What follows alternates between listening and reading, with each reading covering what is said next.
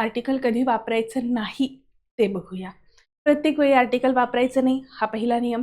त्यानंतर name of meals, त्याचबरोबर name of diseases पुढे जर लिहिलं नसेल तर आपण ठीक आहे. नेम ऑफ मील्स, आता मील्स जे म्हणजे काय, ब्रेकफास्ट, डिनर, लंच, त्यानंतर स्नॅक्स टाईम असेल. इथे जी अन्न आपण कधी खातो, आपल्या जेवणाच्या वेळा कधी असतात, ते जे आहे त्याला आर्टिकल वापरायचं नाही. Okay. I had the breakfast. Okay. Breakfast ही एक जेवणाची आपली वेळ असते, नाश्ता सकाळचा.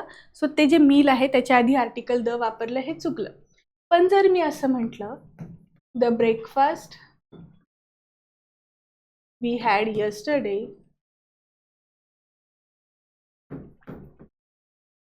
Was not so good.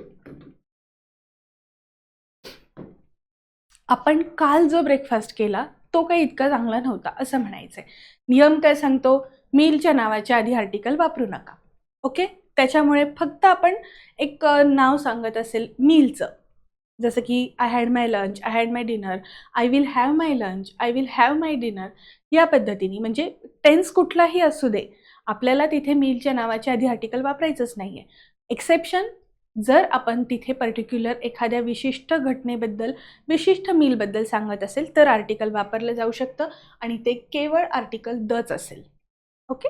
नंतर common noun used in general sense. एखाद्या जनरल सेन्समध्ये जर कॉमन नाउन वापरलं असेल तर त्या ठिकाणी आपण आर्टिकलचा वापर करत नाही. For example, man is a social animal.